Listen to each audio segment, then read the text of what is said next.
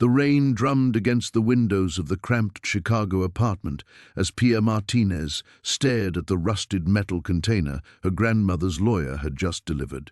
7 months pregnant and barely making rent, she watched neighbors snicker as they passed her doorway. More junk from crazy old Elena, they whispered. But Pia knew something they didn't. Her grandmother had been a codebreaker for the CIA during the Cold War, a fact the family had buried along with Elena's secrets. When Lily, her German shepherd, began frantically pawing at the container's false bottom, everything changed.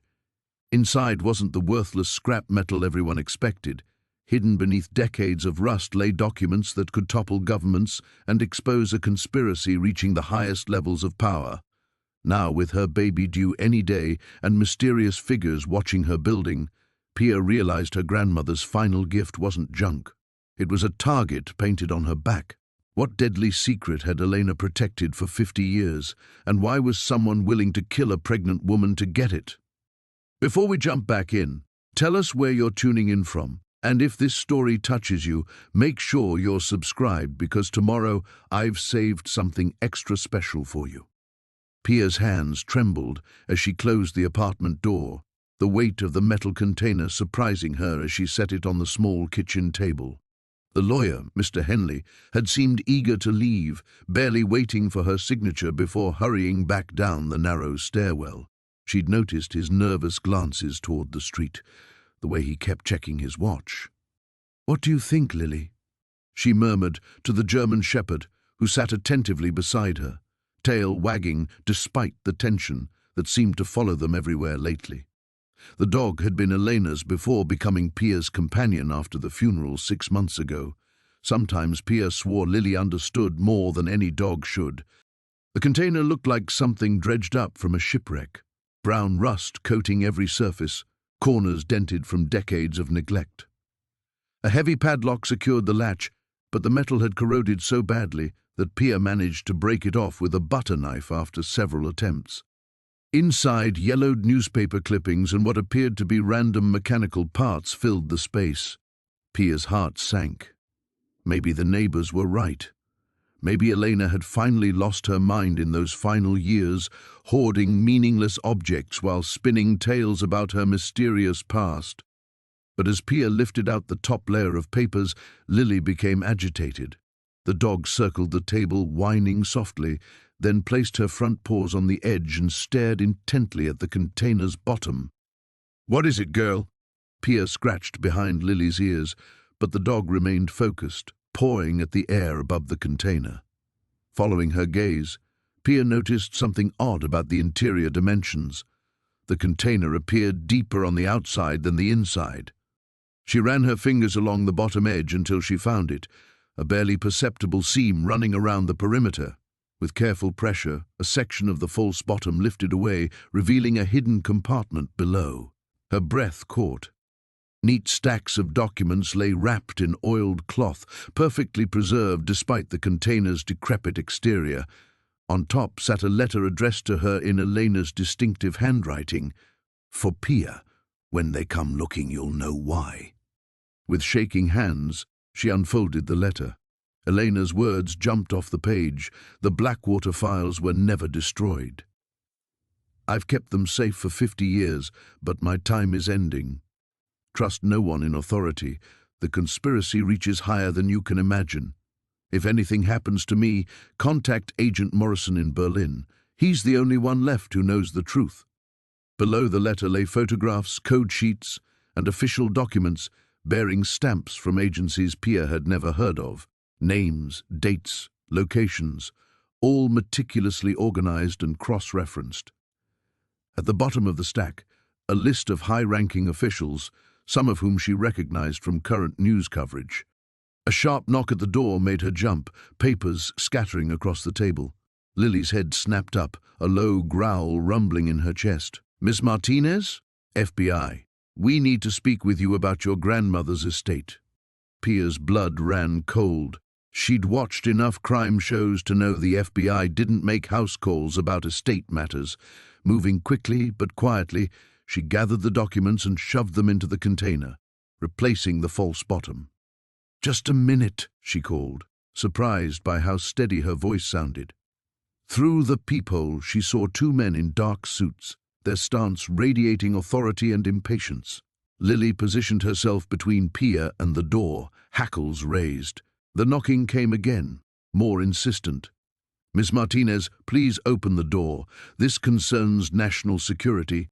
Pia backed away from the door, one hand protectively over her swollen belly, the other gripping Lily's collar. Elena's words echoed in her mind, "Trust no one in authority." Outside, storm clouds gathered darker, and she realized her quiet life had just shattered into 1,000 dangerous pieces. The morning sun filtered through the dusty windows of Pia's cramped apartment as she sat cross-legged on the hardwood floor, staring at the container her grandmother had left her. 3 days had passed since the reading of the will, and the rusty metal box remained exactly where she'd placed it, unopened and seemingly worthless. Lily, her golden retriever mix, padded over and settled beside her with a soft whine. The dog's warm presence was comforting as Pia rubbed her growing belly, feeling the baby's gentle movements beneath her palm. At 6 months pregnant and barely scraping by on her freelance graphic design income, she couldn't afford to waste time on what everyone else had dismissed as junk. "What do you think, girl?" she murmured, scratching behind Lily's ears. "Think Grandma Rose was playing some kind of joke from beyond the grave?" Her phone buzzed with a text from her brother Marcus. "Still keeping that piece of trash? Dad says there's a scrapyard on 5th Street that might give you $20 for it." Pia's jaw tightened. Her family had always treated her like the black sheep, especially after she'd gotten pregnant and refused to name the father. The fact that they'd openly laughed when the lawyer announced her inheritance still stung. Even her cousin Sarah, who'd received Grandma Rose's valuable china collection, had smirked and whispered something about fitting gifts for the family disappointment. But Grandma Rose had never been cruel or petty. In fact, she'd been the only family member who'd supported Pia's decision to keep the baby, even when everyone else pressured her to be practical. There had to be a reason for this strange bequest. The container itself was unremarkable, roughly the size of a shoebox, made of some kind of steel that had oxidized badly over the years. Thick rust covered most of its surface, and the latch mechanism was so corroded it seemed permanently sealed. No markings were visible, no indication of its original purpose or contents. Pia reached for it again, running her fingers along its rough surface. As she lifted it, something shifted inside with a muffled thunk, not the rattle of loose objects, but something substantial, something deliberate. "There's definitely something in here," she said to Lily, who had perked up with interest. "The question is how to get it open without destroying whatever's inside." She'd tried the obvious approaches over the past few days, prying at the latch with various tools, applying penetrating oil to the hinges, even gentle tapping with a hammer. Nothing had budged the stubborn mechanism. The rust seemed to have welded the container shut through decades of neglect. Lily suddenly stood and began sniffing the container with unusual intensity, her tail wagging with excitement. She circled it twice, then sat and looked expectantly at Pia. "What is it, girl? You smell something?" The dog's behavior was odd. Lily was typically calm and well-behaved, not given to sudden bursts of enthusiasm over inanimate objects. But she seemed genuinely excited about the container, occasionally letting out small whines and pawing gently at its surface. Pia's phone rang, startling them both. The caller ID showed her landlord's number, and her stomach dropped. Mr. Peterson only called for one reason these days. "Hello, Mr. Peterson." "Pia, I hate to do this, but I need to discuss the rent situation. You're 3 weeks behind, and I've got people interested in the apartment who can pay full price up front." She closed her eyes, feeling the familiar weight of financial stress settle on her shoulders. "I know I'm behind. I've got 2 projects finishing up this week, and I should have the money by Friday." "I've heard that before. Look, I like you, kid, but I'm running a business here. I need something concrete, or I'll have to start the eviction process." After he hung up, Pia stared at the container with renewed frustration. $20 from a scrapyard wouldn't solve her problems, but it might buy groceries for a few days. Maybe her family was right. Maybe she was being sentimental about what was essentially worthless junk. But as she reached for her keys, planning to load the container into her car and drive to the scrapyard, Lily moved between her and the door. The dog planted herself firmly in Pia's path, looking up with those intelligent brown eyes that seemed to hold a message she couldn't quite understand. "Move, Lily. We need that $20. The dog didn't budge.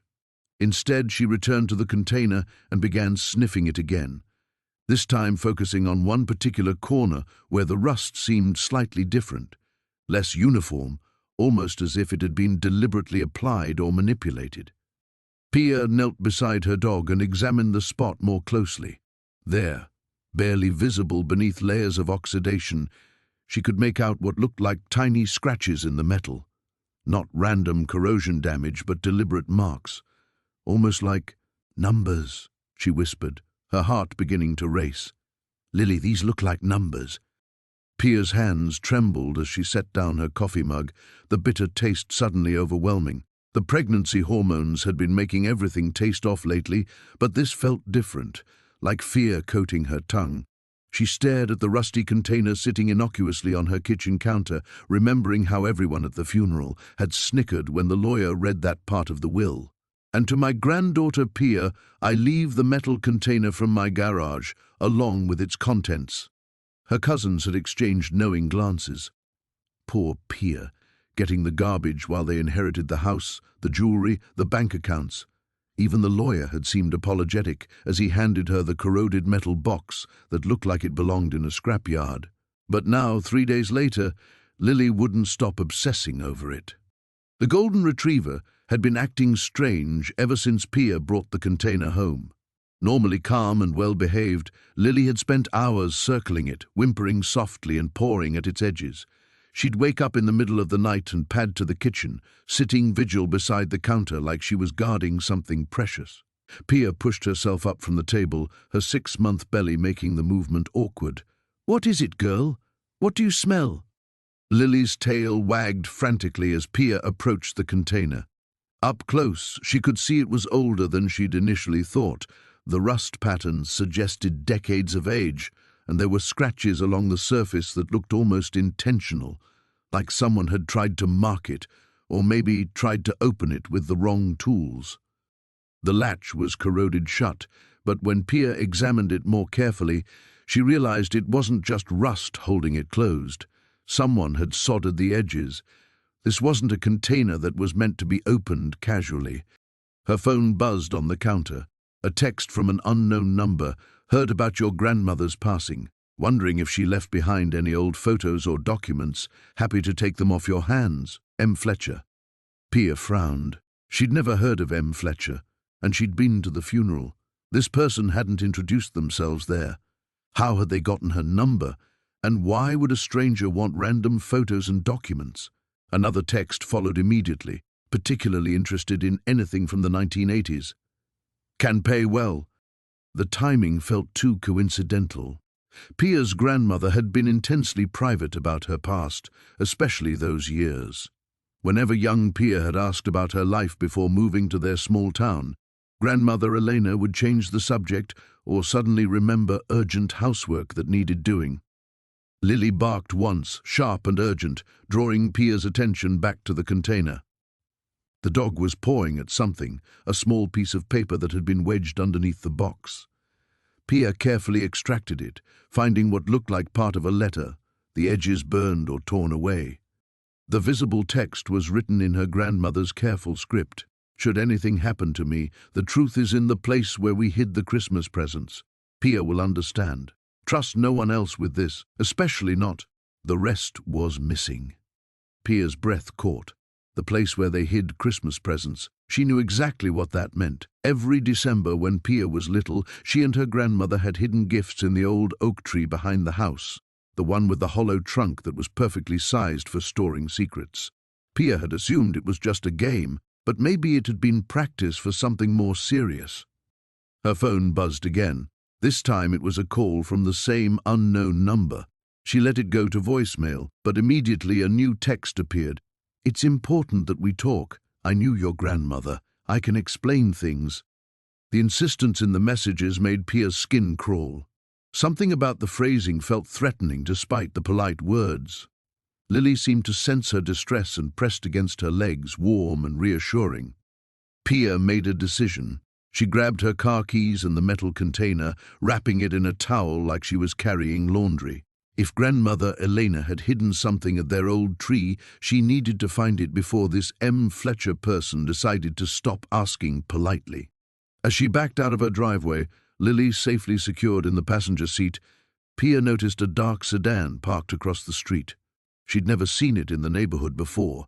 The driver appeared to be looking at his phone, but something about his posture seemed too alert, too focused. When she turned the corner, the sedan's engine started. Pia's hands gripped the steering wheel tighter as she watched her rearview mirror. The car was following at a distance, staying back just far enough to seem coincidental, but every turn she made, it made too. Her grandmother's house was 15 minutes away.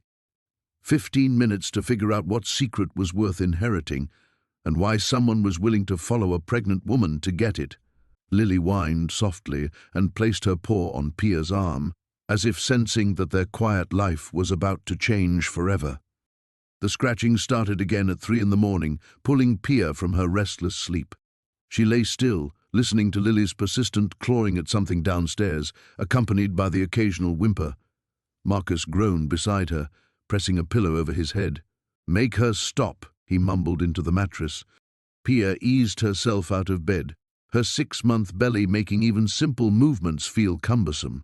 The hardwood floor was cold against her bare feet as she padded downstairs, following the sound to the living room where moonlight streamed through the windows. Lily sat next to the rusty container, tail wagging frantically, nose pressed against a section near the base. Her paws had left small scratches in the metal surface, revealing glimpses of something darker underneath. "What is it, girl?" Pia knelt beside the dog, running her fingers over the spot that had captured Lily's attention.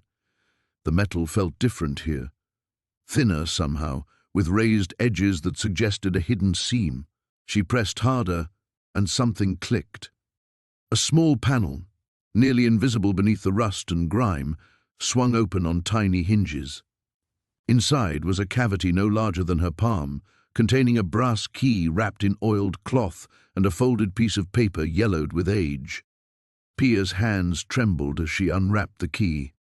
It was ornate, with an unusual clover-shaped head and intricate engravings along its length. The paper crackled as she unfolded it, revealing her grandmother's spidery handwriting in faded blue ink. "If you're reading this, then you're ready to know the truth. The key opens what I could never tell you in life. Look for the place where roses bloom in winter. Trust no one with this knowledge, not even family. They've been watching for too long. Destroy this note after reading. M." The paper trembled in Pia's grip. Elizabeth Meredith. Her grandmother's full name was signed at the bottom, something she'd rarely seen. Most family documents just had Betty scrawled in the corner. Lily nuzzled against her arm, sensing her distress. Pia reread the note twice more, each word feeling more ominous than the last.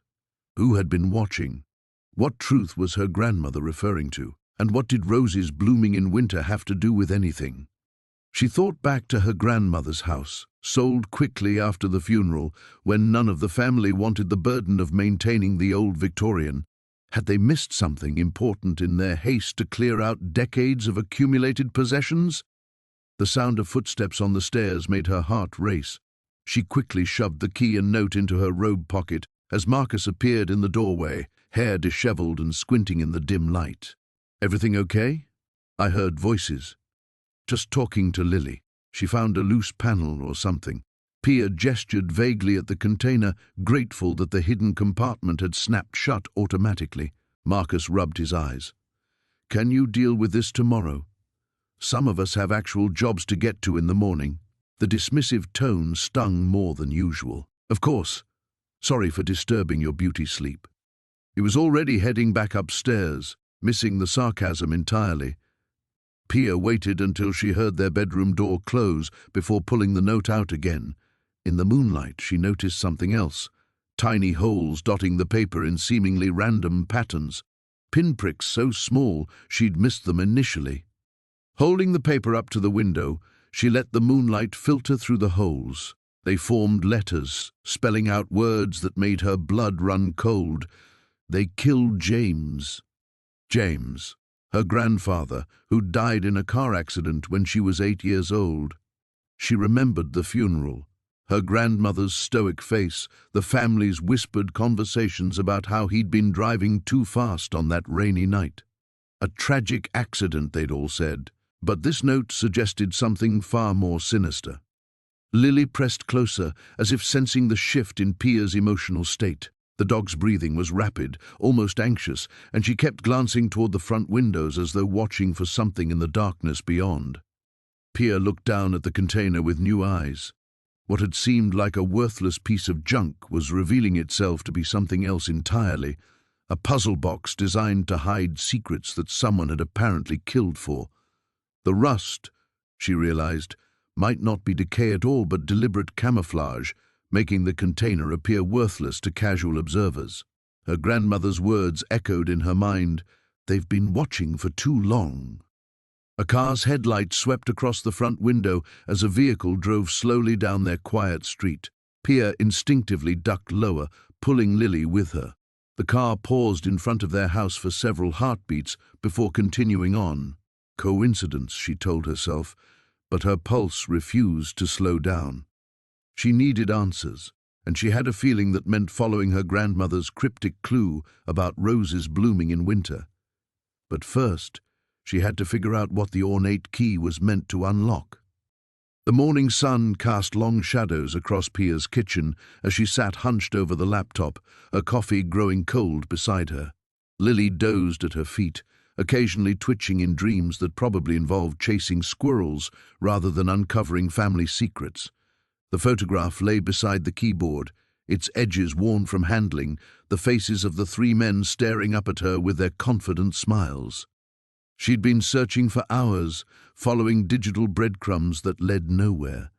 The names her grandmother had written on the back, Theodore Blackwood, Marcus Holloway, and James Chen, yielded frustratingly little. A few obituaries, some brief mentions in business journals from the 1980s, but nothing that explained why Eleanor had kept their photograph hidden for decades. Pia rubbed her temples, feeling the familiar ache that came with pregnancy fatigue. The baby had been particularly active during the night, as if sensing her restlessness. She was about to close the laptop when a new search result caught her eye. Local mining consortium dissolved following environmental violations, 1987. Her pulse quickened as she clicked the link. The archived newspaper article was grainy, the text partially corrupted, but she could make out enough to piece together the story. A mining operation in the mountains outside town had been shut down after allegations of illegal dumping. 3 partners had owned the consortium: Theodore Blackwood, Marcus Holloway, and James Chen. "Jesus," Pia whispered, leaning closer to the screen. The article mentioned environmental contamination, potential health hazards to the local water supply, and a criminal investigation that had somehow stalled and eventually been dropped. The final paragraph noted that all 3 partners had left the area shortly after the shutdown. Lily's ears perked up at Pia's sharp intake of breath. The dog padded over and rested her chin on Pia's thigh, brown eyes full of concern. "What do you think, girl? Think Grandma Eleanor knew about this?" Pia scratched behind Lily's ears, her mind racing. Eleanor had worked as a secretary at the county courthouse for 30 years. She would have had access to public records, legal documents, maybe even evidence that others wanted to disappear. The container suddenly took on new significance. What if it wasn't just a hiding spot for sentimental photographs? What if Eleanor had been protecting something far more dangerous? Pia's phone buzzed, startling her from her thoughts. Marcus's name flashed on the screen. "Hey, babe. How's the treasure hunting going?" His voice carried that slightly patronizing tone she'd been hearing more often lately, the one that suggested he was humoring her rather than taking her seriously. "Actually, I think I found something interesting." She told him about the mining consortium, the environmental violations, the mysterious shutdown. The silence on the other end stretched longer than she expected. "Marcus? You there?" "Yeah, sorry, just processing." His voice sounded different now, tighter. "Listen, maybe you should take a break from all this research. It's probably not good for the baby, all this stress." Pia frowned. "I'm not stressed. I'm curious. This could be important." "Important how?" "Pia, these guys are probably all dead by now. Whatever happened in the 80s has nothing to do with us. But what if? What if nothing? You're 6 months pregnant with our first child. Don't you think you should be focusing on that instead of chasing ghosts?" The dismissive tone stung. Pia felt her cheeks flush with anger. "I can focus on more than one thing at a time, Marcus. I'm pregnant, not brain dead." "That's not what I meant, and you know it. I'm just worried about you. You've been obsessed with this rusty box since the funeral. It's not healthy." After they hung up, Marcus promising to bring dinner home, Pia promising nothing, she sat staring at the computer screen. Something about his reaction bothered her. The way his voice had changed when she mentioned the mining consortium, the sudden urgency to get her to drop the investigation. She was probably being paranoid. Pregnancy hormones could make anyone suspicious of shadows. But as she looked down at Lily, who was now alertly scanning the room as if sensing some invisible threat, Pia couldn't shake the feeling that she was missing something important. The afternoon light was fading when she finally decided to take a break. She needed fresh air, needed to clear her head. Lily bounded toward the door the moment she reached for the leash, tail wagging with enthusiasm. They walked their usual route through the neighborhood, past houses where families were settling in for dinner, windows glowing warm against the gathering dusk. Everything seemed normal, peaceful even, but Lily kept looking over her shoulder, ears twitching at sounds only she could hear. As they rounded the corner toward home, Pia noticed the dark sedan parked across from her house. It hadn't been there when they left. A man sat behind the wheel, his face obscured by shadows, but she could feel his attention like a weight on her skin. Lily growled, low in her throat, hackles rising. Pia's hands trembled as she stared at the photograph Daniel had found. The black and white image showed her grandmother as a young woman, standing beside a man in a military uniform she didn't recognize. They were posed in front of what looked like a bank or government building, its imposing columns casting long shadows across the steps where they stood. "Look at the back," Daniel said softly, his voice barely above a whisper. She turned the photograph over. In her grandmother's distinctive handwriting were the words, "Klaus and me, Prague, 1943. Before everything changed." "Klaus," Pia whispered. She never mentioned anyone named Klaus. Daniel pulled out his phone and began typing. "Prague, 1943, that was during the Nazi occupation." His fingers moved quickly across the screen. "Your grandmother was there during some of the most dangerous years of the war." Lily whined softly from her position by the container. Her ears perked forward, as if she sensed the weight of what they were discovering. The dog had been restless ever since they'd opened the hidden compartment, pacing between Pia and the metal box as though standing guard. "There's more here," Daniel said, carefully extracting another bundle of papers. These were different, official-looking documents with stamps and seals, written in what appeared to be German and Czech. These looked like transit papers. And this one. He held up a document with a red seal. This might be some kind of identification card. Pia sank into her grandmother's old armchair, the photograph still clutched in her hands. "I don't understand. Grandma always said she came to America before the war. She said she was lucky to get out early." "Maybe she did leave early," Daniel said, studying the documents. "But these suggest she went back. Or maybe," he paused, his expression growing more serious, "maybe she never left at all, at least not when she said she did." The room felt suddenly colder. Outside, the October wind rattled the windows, and Pia pulled her sweater tighter around her growing belly. The baby kicked, as if responding to her anxiety. "There's something else," Daniel said, his voice tight with concern. He held up a small leather journal, its pages yellowed with age. This looks like it might be a diary or record book. Pia reached for it, but as her fingers touched the worn leather, a sharp knock echoed through the house. Both she and Daniel froze. Lily immediately stood at attention, a low growl rumbling in her chest. "Are you expecting anyone?" Daniel whispered. Pia shook her head, her heart racing. The knock came again, more insistent this time. 3 sharp raps followed by 2 shorter ones, almost like a code. "Mrs. Novak!" a man's voice called through the door. The accent was slight but noticeable, Eastern European perhaps. "We would like to speak with you about your inheritance." Daniel quickly began gathering the documents, shoving them back into the hidden compartment. "Don't answer it," he whispered urgently. But it was too late. The front door opened with a soft click, and footsteps echoed in the hallway. Pia's blood turned to ice. She was certain she had locked that door. "Mrs. Novak, we know you are here." The voice was closer now, just outside the living room. "We simply wish to discuss the items your grandmother left behind. Perhaps we can reach an arrangement." Lily's growl grew louder, her hackles raised. The dog positioned herself between Pia and the doorway, every muscle in her body tense and ready. 2 men appeared in the doorway. They were both middle-aged, dressed in expensive dark coats that seemed out of place in the small, cluttered house. The taller one smiled, but it didn't reach his eyes. "Please do not be alarmed," he said, raising his hands in a gesture that was meant to be reassuring, but somehow felt threatening. "I am Mr. Kozlov, and this is my associate, Mr. Brennan. We represent certain interested parties who have been waiting a very long time to recover some items that belong to your grandmother."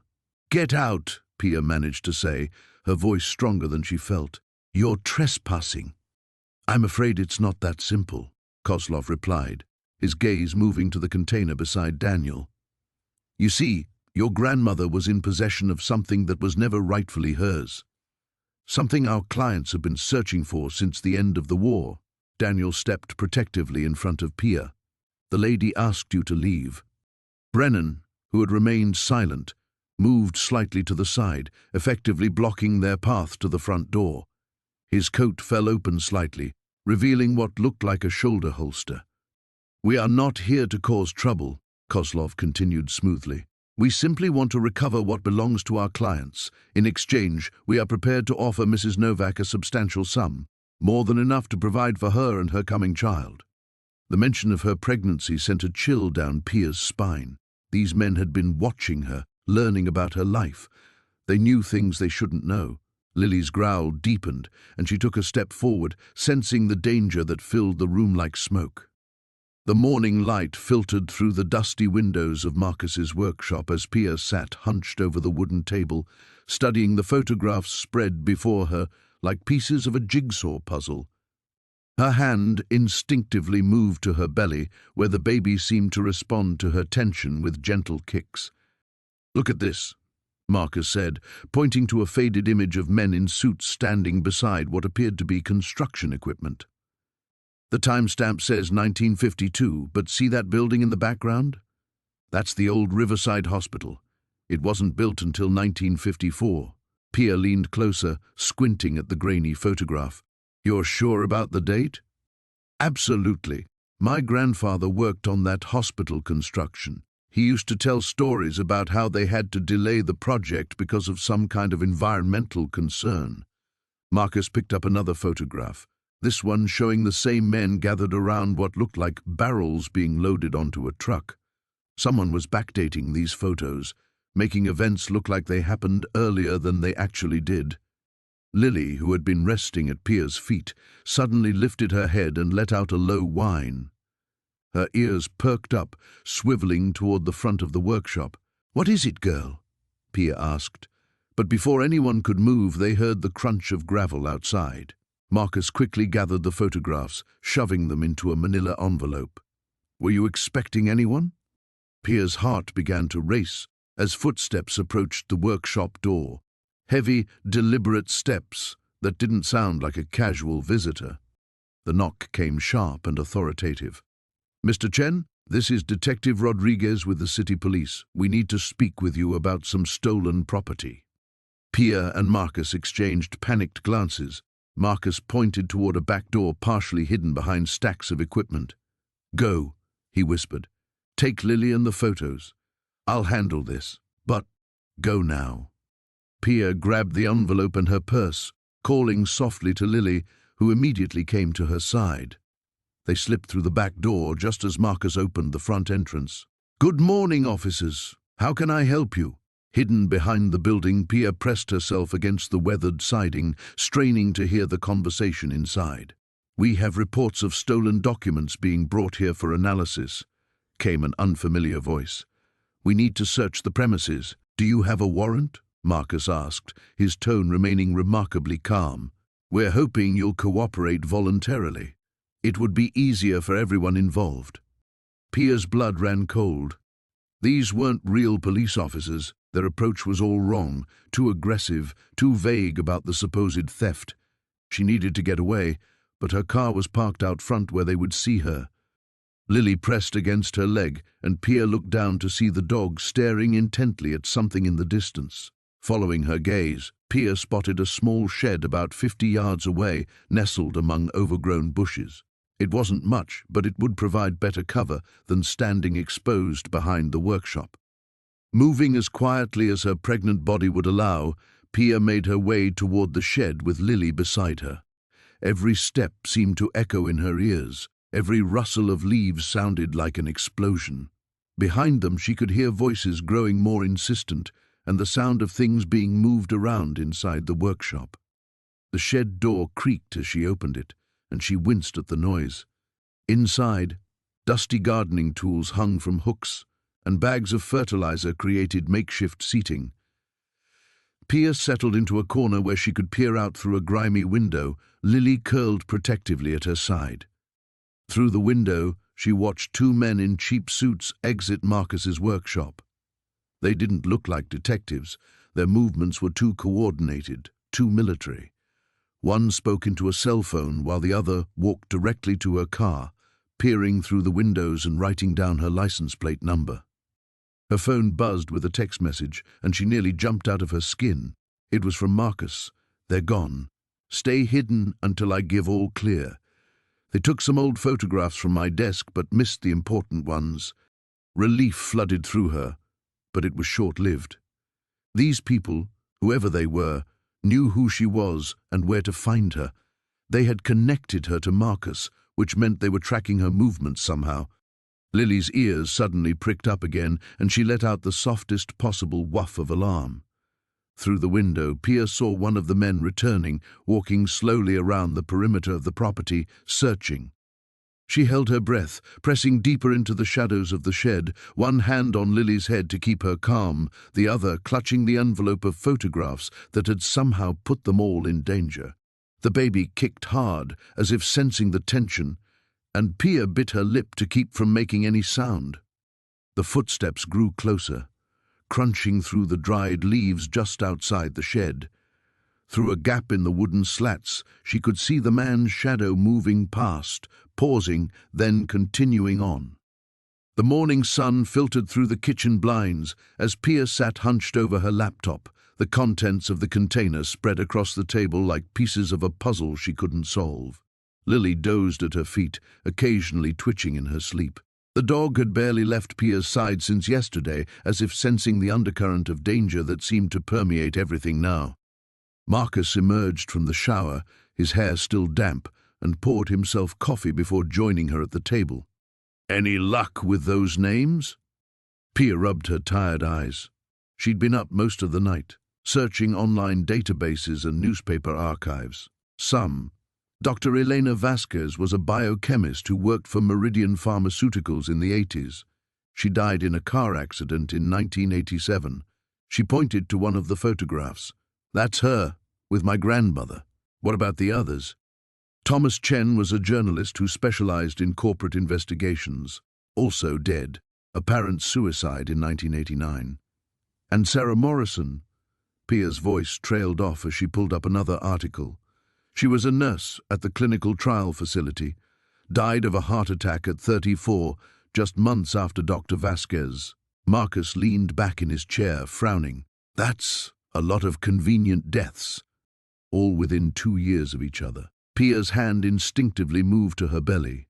Marcus, what if my grandmother was part of some kind of whistleblowing group? What if they discovered something terrible and someone killed them to keep them quiet? Before Marcus could respond, Lily's head shot up, her ears alert. A low growl rumbled in her throat as she padded toward the front window. The doorbell rang, followed by firm knocking. Pia and Marcus exchanged glances. They weren't expecting anyone. "Mrs. Castellanos?" A man's voice called through the door. "I'm Detective Ray Morrison with the county police. I'd like to ask you a few questions about your recent inheritance." Pia's blood ran cold. Morrison, the same last name as the dead nurse. She quickly began gathering the documents and photographs, shoving them back into the container. "Just a minute," Marcus called out, helping Pia secure everything in the rusty box. They moved it to the bedroom closet, hiding it behind winter coats. When they opened the door, a tall man in his 50s stood on their porch, badge prominently displayed.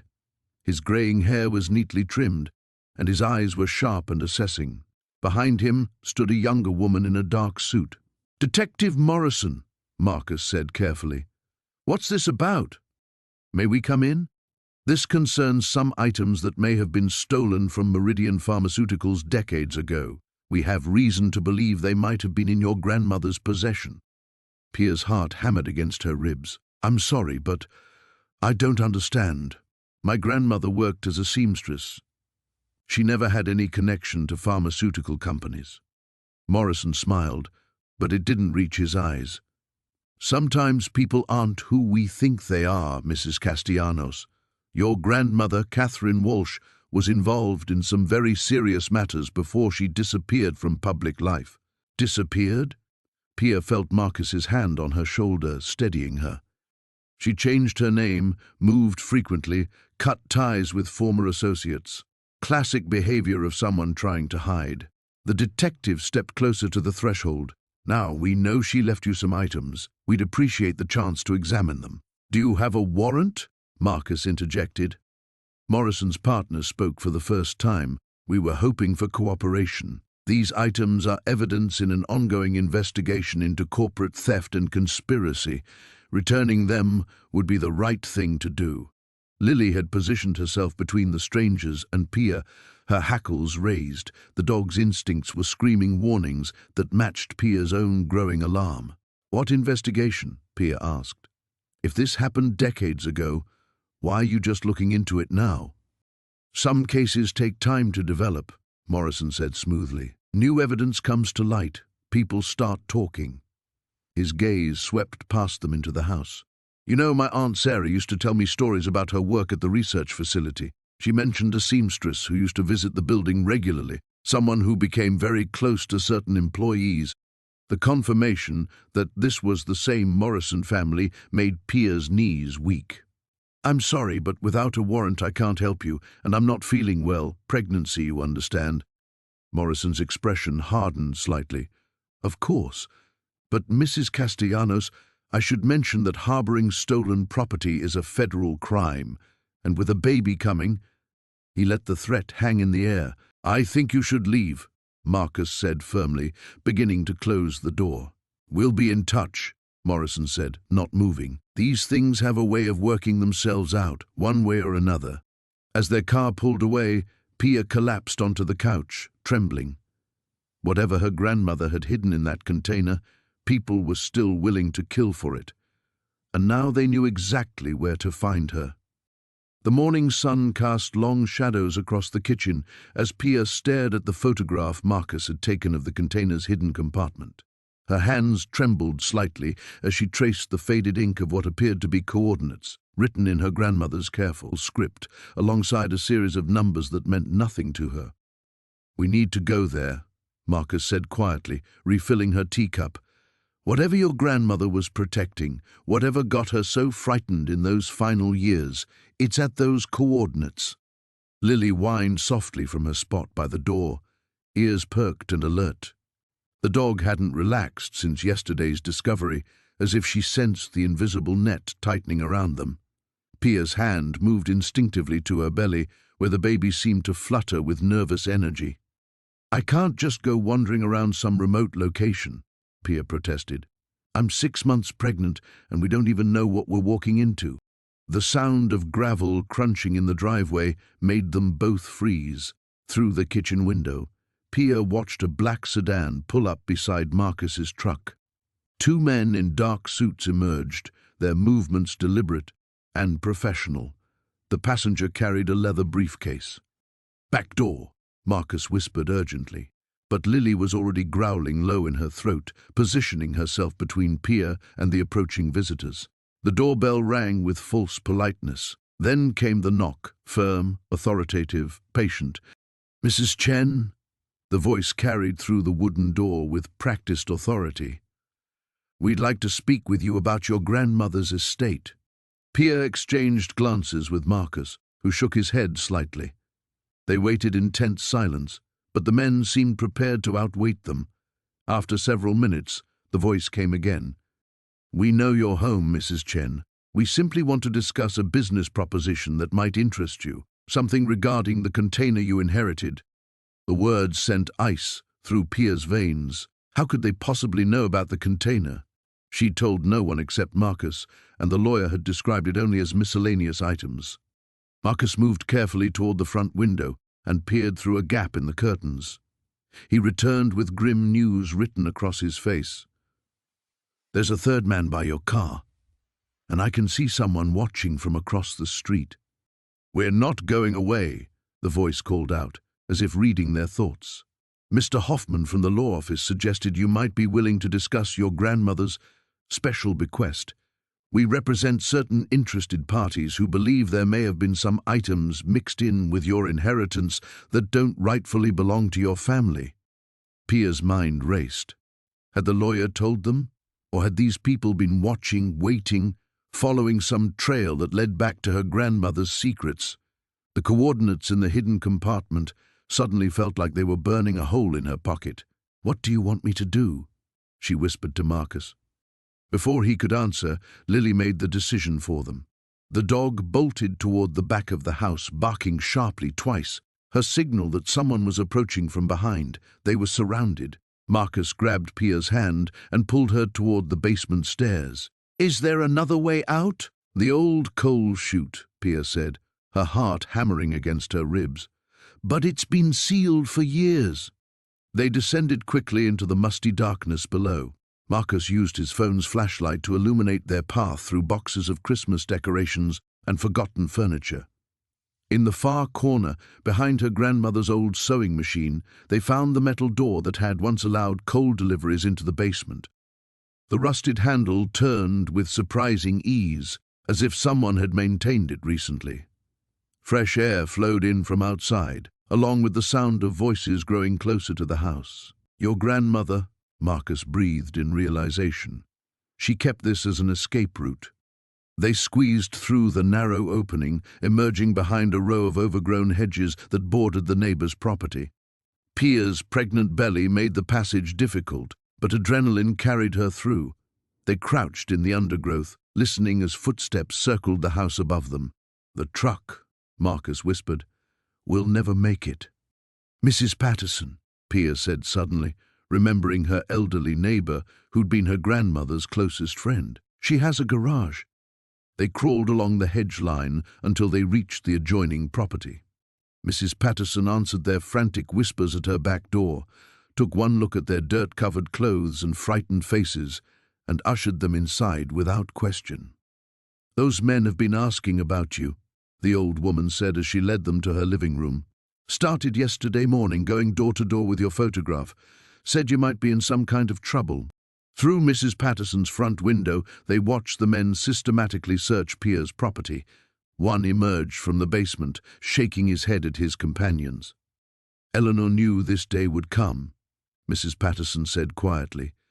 "She made me promise to give you something if strange people ever came looking for you." She disappeared into her bedroom and returned with a manila envelope, thick with contents. "She said to tell you that some secrets are worth dying for, but none are worth letting innocent people get hurt." The warehouse district felt like entering a graveyard at midnight. Pia's hands trembled on the steering wheel as she navigated between hulking shadows of abandoned buildings, their broken windows staring down like hollow eyes. Lily whined softly from the passenger seat, her usual enthusiasm replaced by nervous energy that matched Pia's own racing heartbeat. The address Marcus had given them led to a squat concrete structure wedged between two larger warehouses. No signs, no numbers visible in the darkness, just a single yellow bulb casting a sickly glow over a dented metal door. Pia parked behind a rusted dumpster, hoping her car wouldn't be visible from the street. "Stay close, girl," she whispered to Lily, clipping the leash to her collar. The weight of the container in her backpack seemed to have doubled during the drive, each step toward the building making her more aware of its presence. Marcus emerged from the shadows like a ghost, making Pia gasp. In the harsh light, his face looked older, more weathered than she remembered from the coffee shop. Deep lines creased his forehead, and his eyes darted constantly toward the street. "You came," he said, relief evident in his voice. "I wasn't sure you would." "I need answers," Pia replied, her voice steadier than she felt. "And apparently you're the only one willing to give them." He led them through the metal door into a space that smelled of motor oil and decay. Industrial shelving lined the walls, mostly empty except for scattered boxes and tools. A single fluorescent light buzzed overhead, casting everything in harsh shadows. "Your grandmother was brilliant," Marcus began without preamble, pulling two folding chairs from against the wall. Elena saw patterns others missed, connections that seemed impossible. That's what made her so valuable to the project. Pia settled into the chair, keeping one hand on Lily's head for comfort. "What project?" "Operation Blackwater. Military contract, early 70s. Marcus's voice dropped to barely above a whisper. "Your grandmother was a code analyst, but she was working on something else entirely, something the government wanted buried." The baby kicked hard against Pia's ribs, as if sensing her mounting tension. She pressed her hand to her belly, trying to stay calm. "What kind of something?" Marcus walked to one of the boxes on the shelving, retrieving a manila folder thick with yellowed papers. "Chemical weapons testing, but not on enemy targets, on American civilians. Small towns, urban neighborhoods, anywhere they could conduct controlled studies without oversight." Pia's blood ran cold. "That's impossible." "Is it?" Marcus spread photographs across a makeshift table created from stacked crates. Black and white images showed people in hazmat suits, military vehicles, and what looked like spray equipment. Elena discovered the scope of it. Hundreds of locations, thousands of subjects, people who got sick and never knew why, who died of mysterious illnesses years later. Lily suddenly tensed, her ears pricking toward the door. She issued a low growl that made the hair on Pia's arms stand up. "Someone's coming," Marcus hissed, immediately beginning to gather the photographs. "We need to go. Now." The sound of car doors slamming echoed from outside. Multiple vehicles, multiple people. Pia's heart hammered against her chest as she stood, wincing at a sharp pain in her lower back. "Back exit," Marcus said, pointing toward a door hidden behind the shelving. "Go. Take your dog and run. What about you?" "They want what's in that container. As long as you have it, you have leverage. Without it, we're all dead." Footsteps crunched on gravel outside the front entrance. Lily's growl intensified, her body rigid with protective instinct. Pia could hear voices now, low, professional, coordinated. She followed Marcus toward the rear of the warehouse, but another sharp pain in her back made her stumble. The stress, the running, the constant fear, it was taking its toll on her body when she could least afford weakness. "I can't," she gasped, leaning against the shelving. "Something's wrong." Marcus turned back, his face pale in the fluorescent light. "You have to. Elena died protecting those secrets. If they get that container..." The front door exploded inward with a thunderous crash. Lily barked once, sharp and warning, before Marcus clamped his hand over her muzzle. Flashlight beams swept across the warehouse interior, searching, hunting. "We know you're in here," a voice called out. Calm, professional, terrifyingly certain. "Let's make this easy. We just want the container. No one needs to get hurt." Pia pressed herself against the cold metal shelving, one hand on her belly, the other gripping Lily's leash. The baby kicked again, harder this time, and she bit back a cry of pain. Whatever was happening to her body, it would have to wait. Right now, survival was the only priority. Marcus met her eyes in the dim light, his expression grim but determined. Without speaking, he pointed toward the back exit and mouthed a single word: "Run." The footsteps were getting closer. The cramped motel room smelled of cigarette smoke and industrial disinfectant. Pia sat cross-legged on the scratchy bedspread. The container opened before her like Pandora's box, finally revealing its secrets. Marcus paced by the window, occasionally peering through the blinds at the empty parking lot, while Lily remained alert by the door, her ears twitching at every distant sound. "We need to understand what we're really dealing with," Pia said, carefully lifting another document from the container. Her grandmother's meticulous handwriting covered page after page, dates, names, locations, all chronicling something that had happened decades before Pia was born. The photographs were the most damning evidence. Black and white images showing men in expensive suits shaking hands with figures whose faces had been circled in red ink. On the back of each photo, her grandmother had written names and dates in her careful script. Some names Pia recognized from history books: politicians who had held office, businessmen whose companies still dominated headlines today. "Look at this," Marcus said, abandoning his post at the window to examine a letter Pia held. The letterhead bore the seal of a major corporation, one whose products filled grocery store shelves across the country. The content made Pia's stomach turn. The letter detailed payments, substantial sums transferred to silent witnesses of an industrial accident that had contaminated an entire community's water supply. Her grandmother's notes in the margins revealed the true scope of the cover-up. Hundreds had fallen ill, dozens had died, and those responsible had paid handsomely to ensure the truth never saw daylight. "She was there," Pia whispered, her voice barely audible. "My grandmother witnessed it all." Marcus read over her shoulder, his breathing growing shallow. "These signatures, if they're authentic, they implicate people who are still alive, still powerful." A news clipping from 1962 showed a small town celebrating the opening of a new chemical plant, the same town that, according to later articles, had been mysteriously evacuated and declared uninhabitable just 5 years later. Official reports blamed soil instability, but her grandmother's documents told a different story, one of deliberate negligence, covered up with bribes and threats. Pia's hands trembled as she unfolded a map marked with red X's. Each mark corresponded to a location where evidence had been buried, witnesses relocated, or worse. Her grandmother had been documenting a conspiracy that reached into the highest levels of government and industry. "There's more," she said, pulling out a small address book. The pages contained contact information for journalists, lawyers, and what appeared to be other witnesses. Many entries had been crossed out in different colored inks, suggesting they had been systematically eliminated or silenced over the years. The final item in the container was a letter addressed to Pia herself, written in her grandmother's handwriting but dated only months before her death. With shaking fingers, Pia unfolded the yellowed paper. The letter explained everything. Her grandmother had been a secretary at the chemical plant, privy to conversations and documents that revealed the extent of the cover-up. When she tried to speak out, threats against her family had forced her into silence.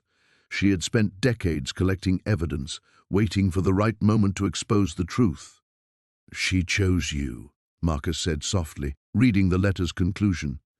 "She believed you would be brave enough to finish what she started."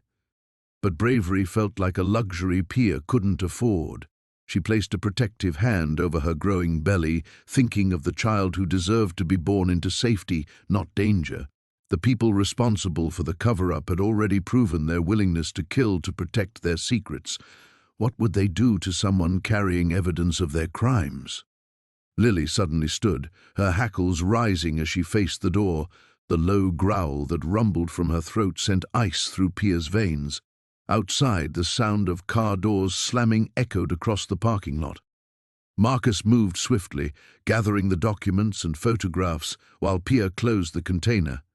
Through the thin motel walls, they could hear heavy footsteps and muffled voices. Someone was checking rooms, moving methodically down the road toward theirs. "Back exit?" Marcus whispered. Pia shook her head. She had specifically chosen this end room because it offered only one way in or out. Now that decision seemed catastrophically stupid. The footsteps stopped outside their door. A shadow moved across the crack of light beneath the threshold.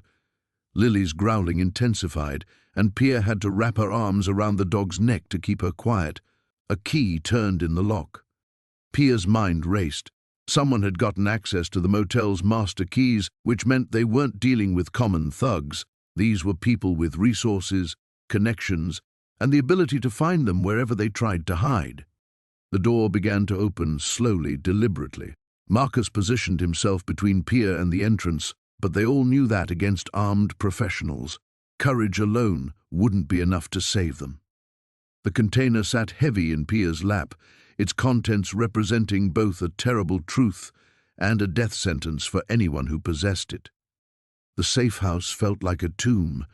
Detective Martinez had chosen well, a nondescript apartment above a laundromat in a part of town where people minded their own business. The constant hum of washing machines below provided white noise that helped mask their conversations, but it couldn't quiet the racing thoughts in Pia's mind. She sat on the threadbare couch, one hand protectively over her belly, watching Lily pace restlessly by the window. The dog's ears swiveled at every sound from the street below, her body coiled with tension that mirrored Pia's own. "The lab results confirm it," Martinez said, closing his phone after a lengthy conversation with his contact at the FBI. "The documents in your grandmother's container are authentic. They detail a cover-up involving contaminated water supplies in 3 counties during the 1980s, industrial waste that caused birth defects, cancer clusters, miscarriages." Pia's stomach lurched. How many people?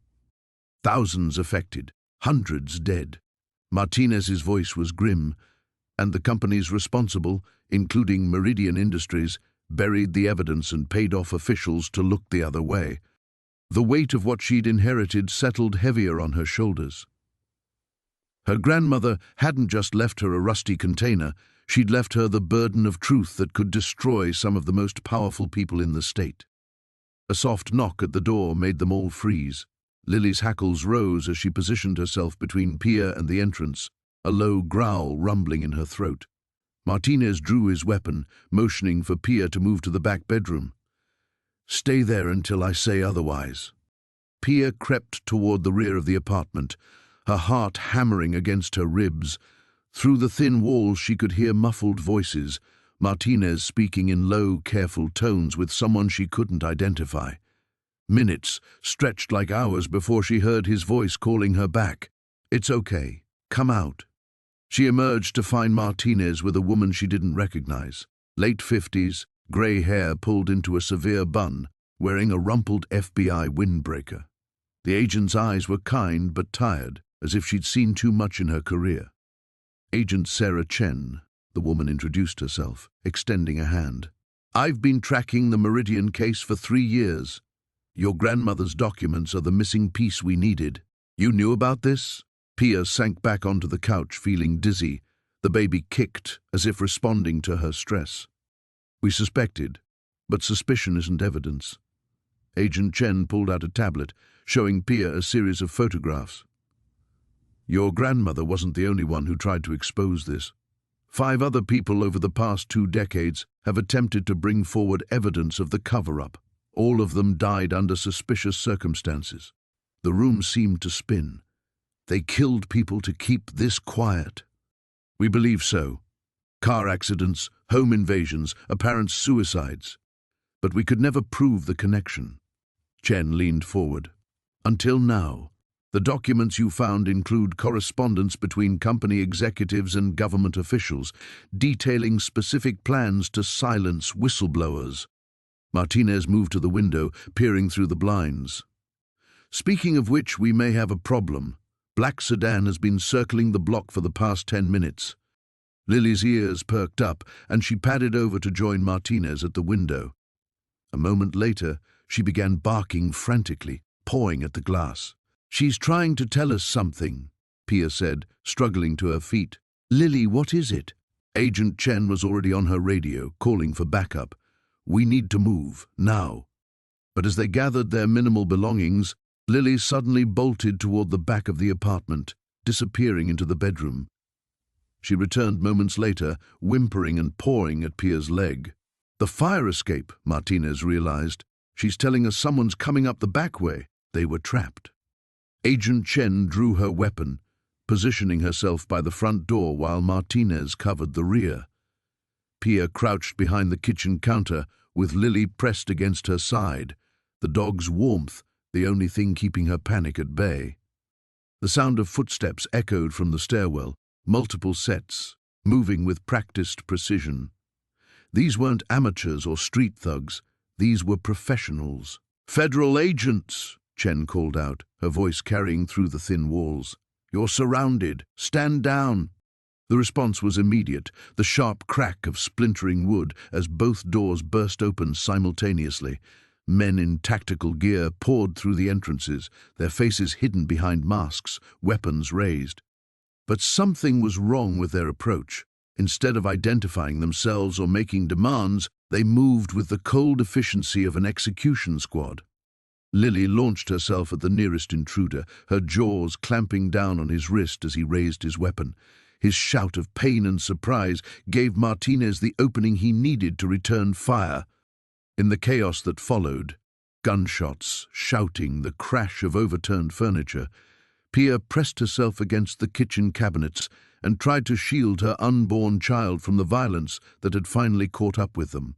Her grandmother's legacy had become a death sentence, and there was nowhere left to run. The abandoned warehouse loomed against the storm-darkened sky like a broken promise. Pia gripped the steering wheel tighter as lightning illuminated the rusted metal siding and shattered windows. This was where Marcus had told them to meet, where he claimed they'd find the truth about her grandmother's container and the deadly secret it held. "I don't like this," Jake muttered from the passenger seat, his hand instinctively moving to the gun tucked beneath his jacket. "It screams trap." Pia's baby kicked hard against her ribs as if sensing her anxiety. 3 days had passed since they'd discovered the microfilm hidden in the container's false bottom, 3 days of running from shadows and sleeping in cheap motels while trying to decode what appeared to be financial records from the 1980s. The documents Marcus had helped them translate revealed a money laundering operation that had funneled millions through legitimate businesses, but they still didn't understand why people were willing to kill for 40-year-old evidence. Lily whined from the back seat, her ears pressed flat against her head. The German shepherd had been on edge all day, pacing and refusing to eat. Dogs knew things, Pia's grandmother used to say. They sensed danger before humans even realized it existed. "We could still leave," Jake offered, though his voice lacked conviction. They both knew running wasn't an option anymore. The men who'd broken into Pia's apartment, who'd ransacked Jake's office, who'd been following them across 3 states, they wouldn't stop until they recovered what they were after. Pia killed the engine. Rain began pattering against the windshield in fat drops that distorted the warehouse's silhouette. "Marcus saved our lives at the hotel. If he wanted us dead, he had his chance." But even as she spoke the words, doubt gnawed at her. Marcus Volkov remained an enigma, the mysterious stranger who claimed to have known her grandmother decades ago, who possessed intimate knowledge of the container's secrets, who'd appeared at precisely the moment they needed help most. His explanations felt rehearsed, his concern almost theatrical. They approached the warehouse's side entrance, their footsteps echoing off wet concrete. The door stood slightly ajar, revealing nothing but darkness beyond. Lily pressed close to Pia's legs, growling low in her throat. "Hello?" Pia called out, her voice swallowed by the cavernous space. A flashlight clicked on in the depths of the warehouse, casting dancing shadows across stacked crates and abandoned machinery. Marcus emerged from behind a shipping container, his usually immaculate appearance disheveled. Blood stained his white shirt, and his left hand hung awkwardly at his side. "Thank God you came," he said, his accent thicker than usual. "We don't have much time." Jake's weapon cleared its holster in one smooth motion. "What happened to you?" "They found me first," Marcus replied, wincing as he moved closer. "The Kozlov organization. They've been tracking the container for 40 years, waiting for it to surface." "Kozlov?" Pia's heart stuttered. "You mean the crime family? The ones from the old newspaper articles?" Marcus nodded grimly. "Your grandmother worked for them, unwillingly at first. She was a bookkeeper, nothing more, until she discovered what they were really doing. The money laundering was just the beginning. They were financing something much darker. Arms deals, human trafficking, political assassinations across Eastern Europe. The pieces began clicking into place with horrible clarity. Pia's grandmother had never spoken about her work, had always been vague about her past before emigrating to America. The container hadn't been filled with sentimental keepsakes. It had been an insurance policy, evidence gathered by a frightened woman who knew too much. "She was going to expose them," Pia whispered. "She tried," Marcus confirmed. "But Viktor Kozlov had connections everywhere, police, government, even the FBI. So she disappeared, changed her name, started over. She thought she was safe. But she kept the evidence," Jake said, understanding dawning in his voice. "Hidden in plain sight, disguised as worthless junk. Brilliant, really." Marcus's expression darkened. "Until now. Victor is dead, but his son Alexei has taken control. He's been systematically eliminating anyone who might have knowledge of the old operations. When your grandmother died and the container passed to you, a new sound cut through the warehouse, the rumble of approaching engines, multiple vehicles moving fast. Lily's growling intensified, and she positioned herself protectively in front of Pia. Marcus's face went pale. "They followed you, or they followed you," Jake countered, his gun still trained on the older man. "Does it matter now?" Marcus snapped. "We need to get out of here." But it was too late. Bright headlights flooded the warehouse entrance as black SUVs screeched to a halt outside. Car doors slammed, followed by the sound of running footsteps and barked commands in a language Pia didn't recognize. They were trapped, and somewhere in the darkness surrounding them, men with guns were closing in to claim a secret that had already cost too many lives. The old industrial warehouse loomed against the storm clouds, its broken windows like dead eyes staring down at them. Marcus killed the engine 3 blocks away, the sudden silence making Pia's heartbeat sound thunderous in her ears. Rain pelted the windshield in sheets, turning the world into a watercolor blur. "You don't have to do this," Marcus said for the 3rd time, his knuckles white on the steering wheel. "We could just drive, keep driving until—" "Until what?" Pia shifted uncomfortably, her swollen belly making everything awkward. "Until they find us anyway? Until our baby is born into this nightmare?" She touched the container in her lap, its metal surface warm despite the cold. "This ends tonight." Lily whined from the back seat, her ears flat against her head. The dog had been agitated since they'd left the motel, pacing and panting despite the cool air. Now she pressed her nose against the window, staring at the warehouse with an intensity that made Pia's skin crawl. The plan was simple, too simple, really. Marcus would approach the front entrance while Pia circled around back with the container. When Hendricks and his men focused on Marcus, she'd slip inside and find the evidence her grandmother had hidden all those years ago. The real evidence. The container hadn't been the secret itself, but the key to finding it. "Remember," Marcus said, checking his watch, 15 minutes. "If I'm not out by then, you will be." Pia leaned over and kissed him, tasting fear and determination on his lips. "We've come too far to lose now." She slipped out into the rain, Lily immediately at her side. The dog's presence was reassuring, a warm shadow moving silently through the downpour. They made their way around the perimeter of the warehouse, avoiding the pools of yellow light cast by the few working street lamps. The rear entrance was exactly where Detective Morrison had said it would be, a loading dock with rusted metal doors hanging askew. Pia crept up the concrete steps, the container growing heavier with each step. Inside, she could hear voices echoing through the cavernous space. "Should have killed her when we had the chance." The words drifted through the rain, spoken in a voice she recognized but couldn't quite place. Lily's hackles rose, a low growl rumbling in her chest. Pia placed a calming hand on the dog's head, feeling the tension coiled in her muscles. Whatever was waiting inside, Lily sensed the danger. The loading dock opened into a maze of abandoned machinery and shipping containers. Perfect cover, but also perfect for ambushes. Pia moved carefully, following the blueprint Morrison had sketched for her. Her grandmother's hiding spot was in the northeast corner, behind an old forklift that had been there for decades. As she navigated the shadows, fragments of conversation reached her ears. Marcus Chen just walked through the front door. Exactly as predicted. The girl won't be far behind. Her blood turned to ice. They knew. Somehow they'd known all along. This wasn't a rescue mission, it was a trap. But it was too late to turn back. Footsteps echoed from the direction she'd come, cutting off her escape route. Lily pressed against her legs, trembling but ready to fight. Pia's hand found the small recording device in her pocket, their backup plan. If nothing else, maybe someone would find the truth. She reached the northeast corner just as voices grew closer. The old forklift sat exactly where it should, covered in years of dust and grime. Behind it, a loose panel in the wall hung slightly ajar, just as her grandmother had described in the letters.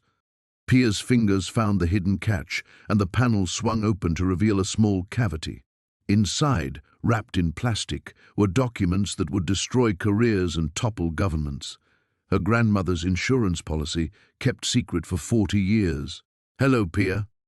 She spun around to find Hendricks emerging from the shadows, flanked by two men she didn't recognize. His expensive suit looked out of place in the industrial setting, but his smile was perfectly at home in a nightmare. "I was wondering when you'd finally make it here," he continued conversationally. "Your grandmother was remarkably thorough in her correspondence. Every detail of this place, right down to her little hiding spot." "The letters," Pia whispered, understanding flooding through her. "You had them first." "Copies, anyway. Amazing what people will do for the right price. Even small-town postal workers." Hendricks stepped closer, and Lily bared her teeth. "Now, why don't you hand over those documents, and we can discuss the terms of your continued breathing?" A gunshot echoed from the front of the warehouse, followed by shouting, "Marcus!"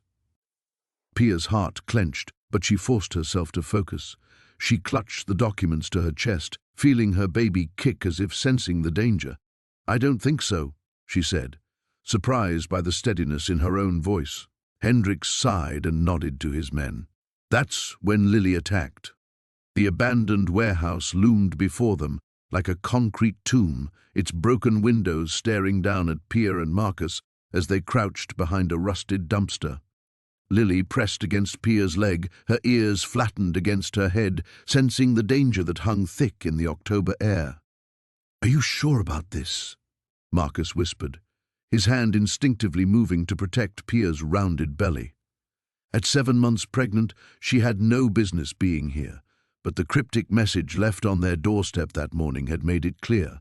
Come alone to the old Meridian steel plant, or the truth about her grandmother's container would die with them.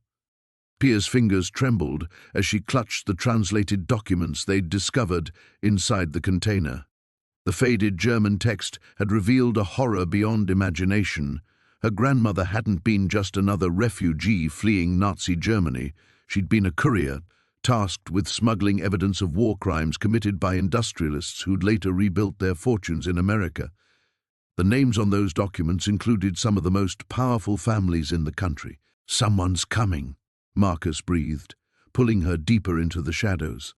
A black sedan glided through the warehouse district, its headlights cutting through the gathering dusk. It stopped 50 yards away, and a tall figure emerged, Dr. Harrison Blackwood, the the man who'd been posing as a genealogist while systematically tracking down every surviving piece of evidence from the war. Pia's heart hammered against her ribs. They'd trusted him. She'd invited him into her home, shared coffee with him, let him hold her grandmother's precious container. The memory of his gentle smile now seemed sinister in retrospect. "Where are the others?" Blackwood called out, his voice echoing off the concrete walls. "I know you're here, Pia. Your grandmother was stubborn too.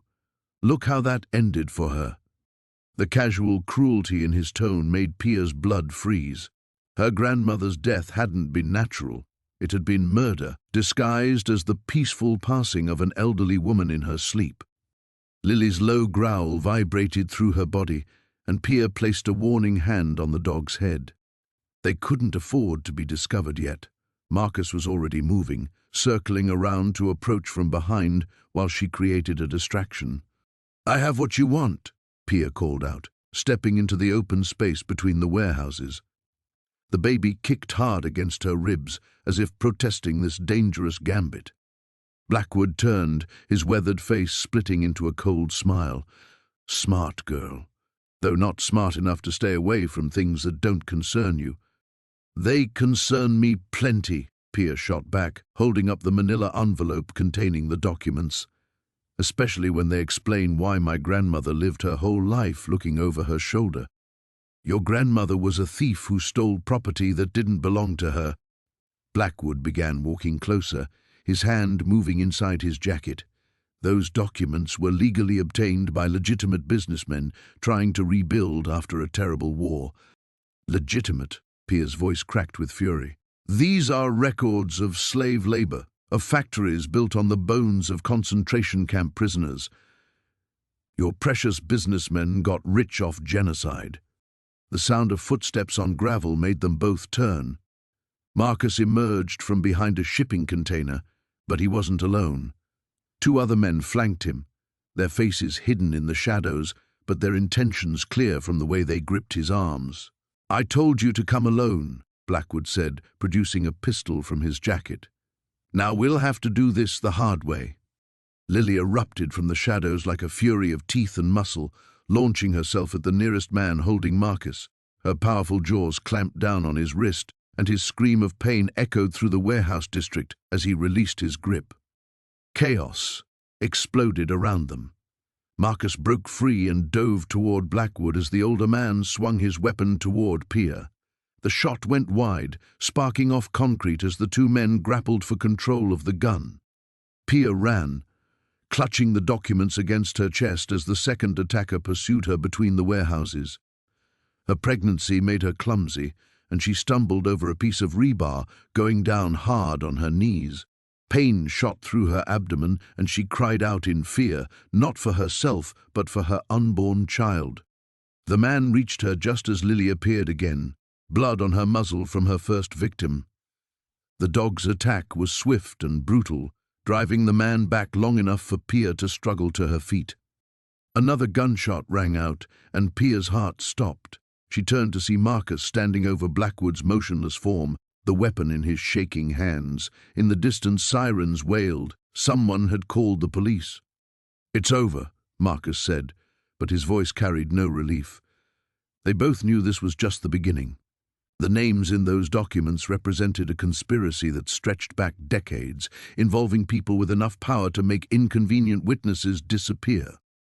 As the first police car rounded the corner, Pia felt the baby move again, a gentle flutter of life amid all the death and danger. Whatever came next, they would face it together. The abandoned warehouse smelled of rust and decay, its broken windows casting jagged shadows across the concrete floor. Pia pressed herself against the cold wall, one hand on her swollen belly, the other gripping the metal container that had started this nightmare. Lily trembled beside her, ears alert to every sound echoing through the cavernous space. Marcus emerged from behind a stack of rotting crates, his gun trained on them. Gone was any pretense of the helpful family friend he'd played for years.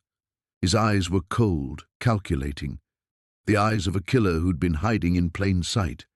"You should have left well enough alone, Pia," he said, his voice echoing off the walls. Your grandmother was smart enough to keep her mouth shut all these years. Too bad you couldn't follow her example." "She knew," Pia whispered, understanding flooding through her. "Grandmother knew what you did to my grandfather. That's why she never spoke about him. She was protecting me." Marcus laughed bitterly. "Eleanor was protecting herself. She knew I'd eliminate anyone who threatened to expose the truth. Your grandfather was going to take those photographs to the authorities. He thought he was being a hero, documenting our operations. Instead, he signed his own death warrant." The container felt heavier in Pia's arms as she realized its true significance. Her grandfather hadn't just stumbled upon evidence. He'd been systematically gathering it, building a case that would have brought down an entire network of corruption that stretched from the docks to City Hall. "The shipping manifests, the photographs, the recorded conversations," she said, pieces clicking together. "He had everything."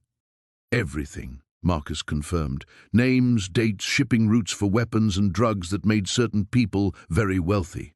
Your grandfather was naive enough to think justice would prevail. I taught him otherwise." Lily's low growl intensified as footsteps echoed from the warehouse entrance. Marcus's associates were closing in, cutting off any escape route. Pia felt the baby kick, as if sensing the danger surrounding them. "The files I showed you," she said desperately. "Tom has copies. If anything happens to us—" "Tom won't be a problem much longer," Marcus interrupted. "My people are handling him as we speak. You really think you're the first to try using that evidence against us? We've had 40 years to perfect our cleanup methods." The weight of failure crushed down on Pia. She'd led them all into a trap, her pregnancy making her vulnerable, her trust in the wrong people putting everyone she cared about at risk.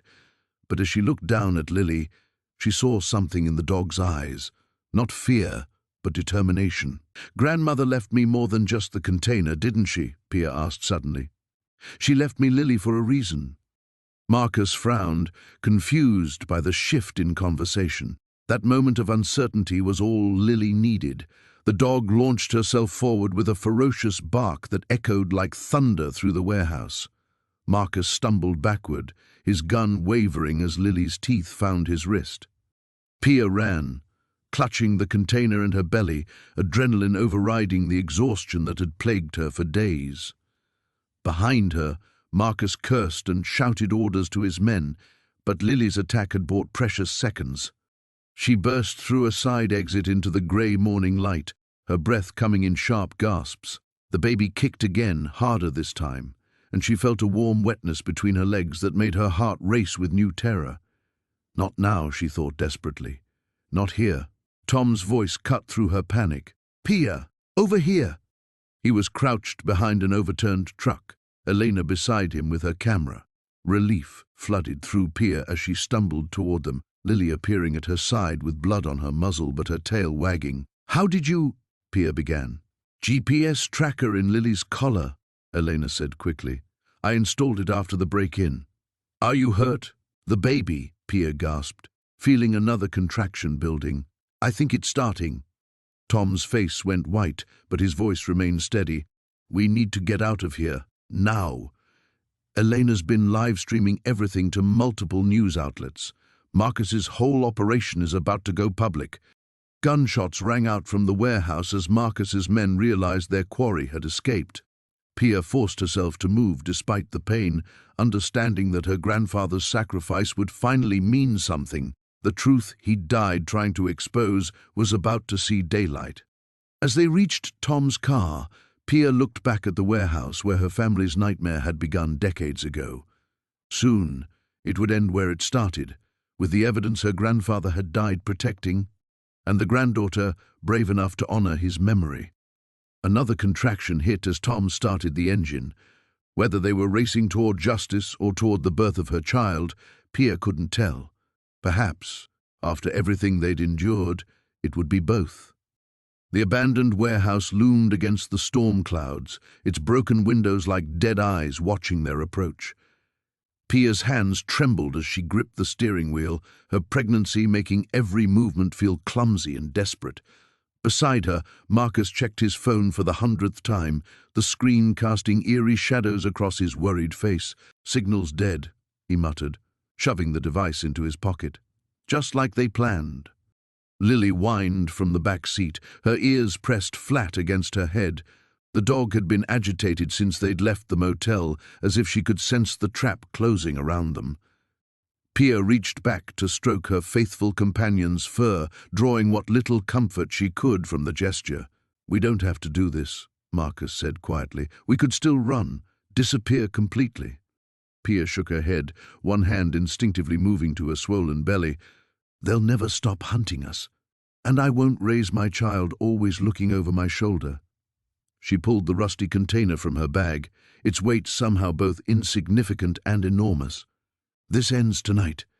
The meeting point was an old loading dock behind the warehouse. As they approached, headlights cut through the darkness.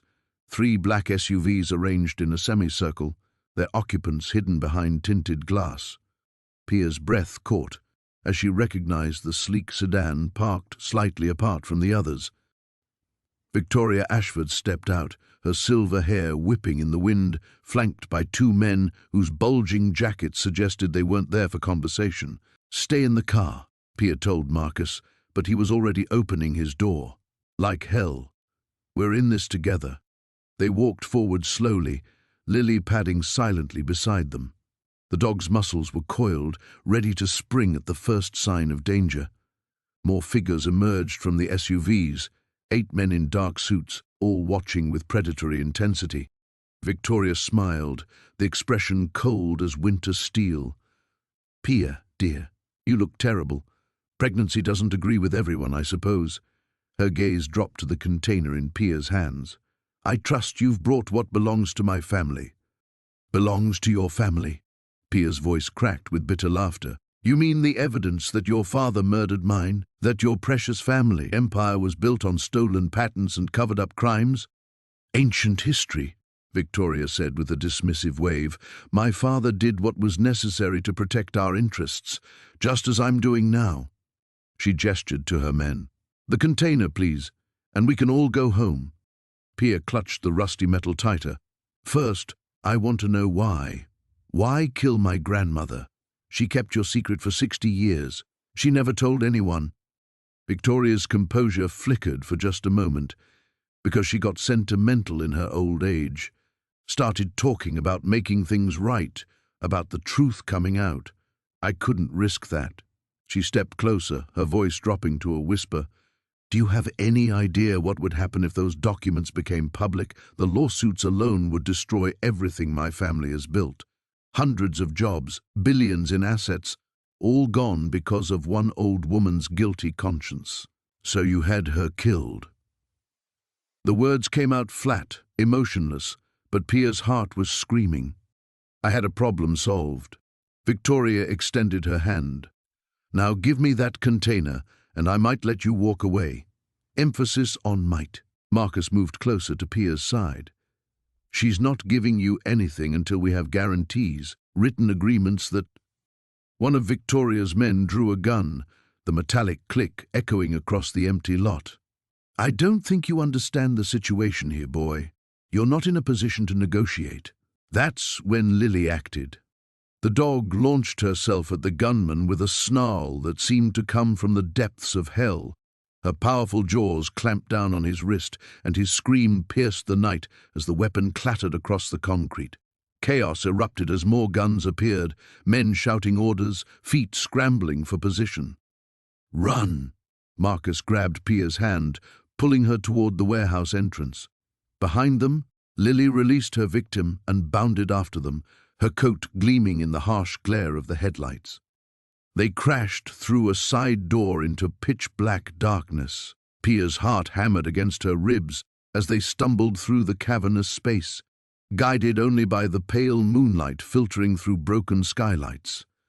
Footsteps thundered behind them, accompanied by the harsh beam of flashlights cutting through the gloom.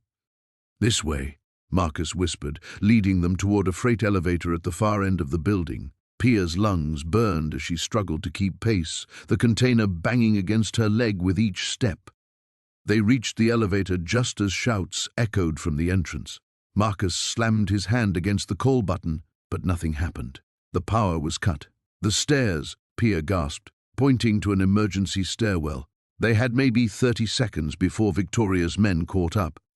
As they began climbing, Pia realized with growing dread that they were trapped, and Victoria Ashford had no intention of letting any of them leave alive. The warehouse erupted in chaos as Detective Morrison's team flooded through the entrance, weapons drawn and voices shouting commands. Pia pressed herself against the cold metal shelving, one hand protectively over her belly, the other gripping Lily's collar as her faithful companion growled low at the armed figures surrounding them. Vincent Caldwell stood frozen in the center of it all, his expensive suit wrinkled and his face ashen. The briefcase containing decades of incriminating evidence lay open at his feet, its contents scattered across the concrete floor like confessions written in blood. "Vincent Caldwell, you're under arrest for conspiracy, murder, and racketeering," Morrison announced, his voice echoing through the cavernous space. The handcuffs clicked with a finality that seemed to close the book on years of corruption and death. As they led Caldwell away, he turned back toward Pia, his eyes burning with a mixture of rage and defeat. "You have no idea what you've unleashed," he hissed. "This goes deeper than you can possibly imagine." Morrison approached Pia carefully, his weathered face softening with concern. "Are you hurt? The baby?" Pia shook her head, though her hands trembled as she spoke. "We're okay, shaken, but okay." She looked down at Lily, who had been the true hero of this entire ordeal. "If it wasn't for her, that dog of yours has better investigative instincts than half my department," Morrison said with a slight smile. She knew something was off about that container from the very beginning. 3 weeks later, Pia sat in her grandmother's newly renovated kitchen, sunlight streaming through windows that had been cleaned for the first time in years. The old house felt different now, lighter somehow, as if the weight of its buried secrets had finally been lifted. The rusty container sat on the kitchen table, no longer an object of mystery but a reminder of how the past could reach across generations to demand justice. The newspaper spread before her detailed the expanding investigation that had grown from the contents of that innocuous-looking box. Caldwell's arrest had been just the beginning. The evidence her grandmother had carefully preserved for decades had exposed a network of corruption that reached into City Hall, the police department, and several prominent businesses. 14 people had been arrested, including the man who had actually pulled the trigger on her grandfather all those years ago. Lily padded over and rested her head on Pia's lap, brown eyes looking up with the kind of unconditional love that had carried them both through the darkest moments. Pia stroked her fur gently, marveling at how this loyal companion had somehow sensed the importance of what lay hidden beneath years of deliberate neglect. "You knew, didn't you, girl?" Pia whispered. "You knew Grandma Rose wanted us to find the truth." The doorbell chimed, and Pia opened it to find Morrison standing on the porch, looking more relaxed than she'd ever seen him. He was off duty, wearing casual clothes instead of his usual rumpled suit. "Thought you might want to know," he said, stepping inside. "The DA says they've got enough evidence to put Caldwell away for life. The rest of his organization is falling apart like dominoes." Pia felt a wave of relief wash over her. "And the threats? With their leadership in custody and their operation exposed, you're no longer a target. They're too busy trying to save their own skins to worry about revenge." As they talked, Pia felt the baby kick strongly, and she placed both hands on her rounded belly. This child would grow up knowing the truth about their family's history, understanding that sometimes justice takes decades to surface, but that it's worth fighting for when it does. "There's something else," Morrison continued. "The city's offering a substantial reward for your role in exposing the corruption. Enough to fix up this old house properly and give that baby of yours a good start." Pia looked around the kitchen where her grandmother had spent so many years keeping her dangerous secret, and she felt a profound sense of completion. Rose Marchetti had died believing that justice would never come, that the powerful men who had destroyed her family would never face consequences. But she had been wrong. Her granddaughter and a loyal dog had ensured that the truth finally saw daylight.